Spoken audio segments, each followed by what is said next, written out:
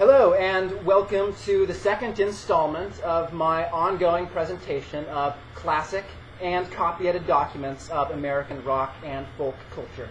I am Dr. Jacob Emery of the Harvard University Department of Comparative Literature, and you may be wondering why I'm a little bit more dressed up today than I ordinarily am. I've taken the trouble to put on a tie for the occasion, and it is because we have some special guests. I'd like you all to meet Professor Matthew Raheim of the University of Minnesota Department of Ethnomusicology.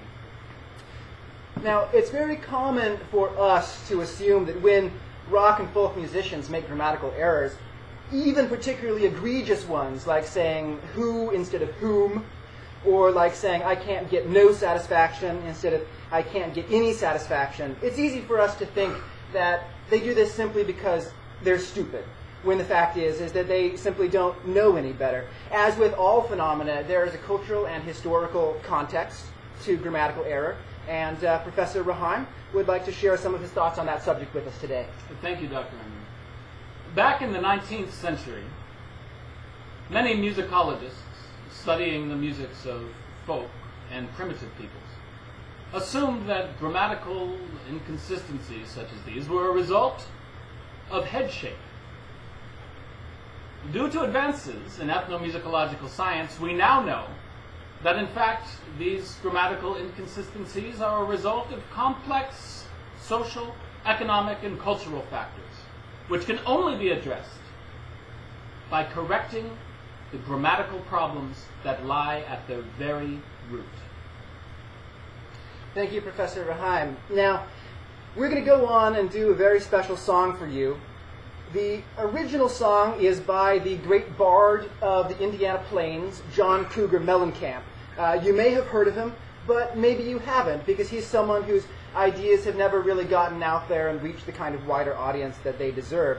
This is because his songcraft simply doesn't have the kind of polish, it's not up to the kinds of academic standards, it's not in accordance with these norms, and therefore it's very difficult for his ideas to get out there, be taken seriously. So we've taken one of the best of his songs, originally entitled Hurts So Good.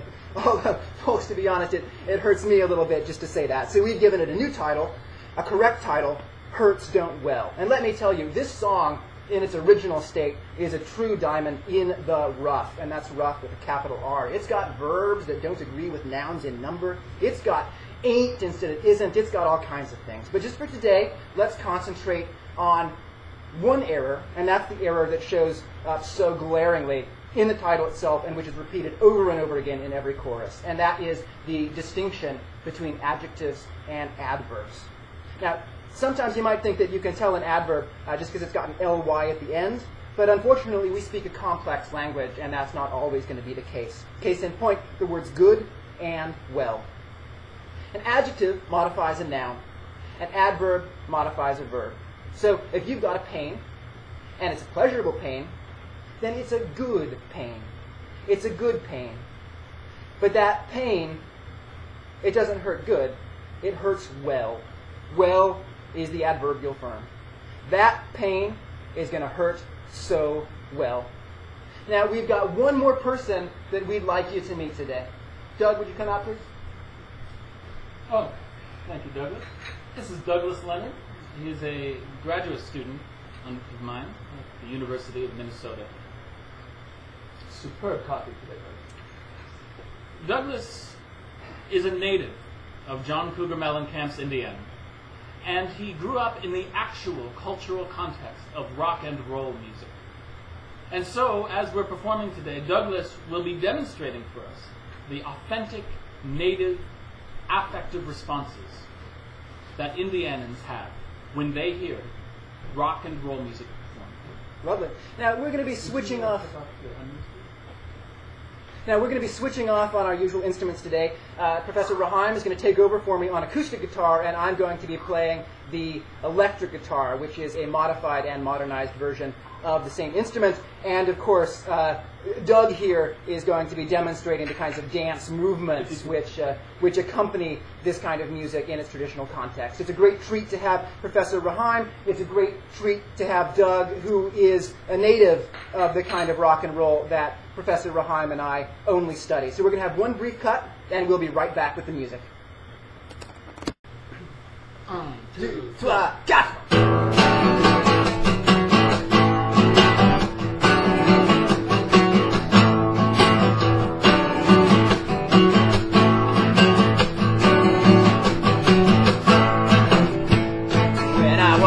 Young boy, my mother told me to give up my young boy ways. And now that I'm a little bit older, oh, how I miss those young boy days. And with a girl like you, oh, with a girl like you, come on and sink your teeth into my bones, baby.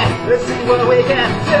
Come on and make it hurt so well. Come on, baby, make it hurt so well. Sometimes love doesn't feel like it should. You make it hurt so well.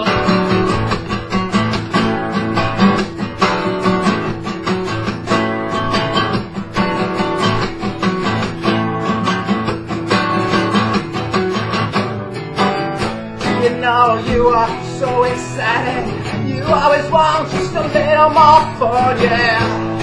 And you are so inviting. You're not drinking much as you are young, yeah. With a girl like you, oh, with a girl like you, come on and sink your teeth into my bones, baby. Let's see what we can do. Come on and make it hurt so well. Come on, baby, make it hurt so well. Sometimes love doesn't feel like it should. You make it hurts so well. It hurts so well.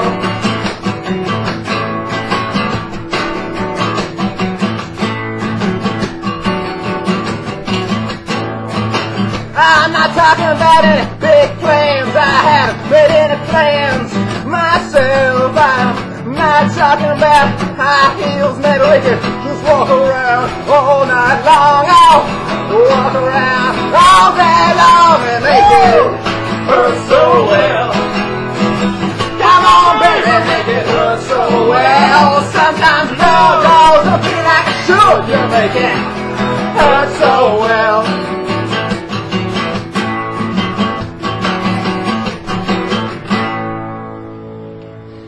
Until next time, this is Doug Leonard, this is Professor Matt Raheim, and I am Jacob Emery, Ph.D. Rock on, but with due respect for the English language.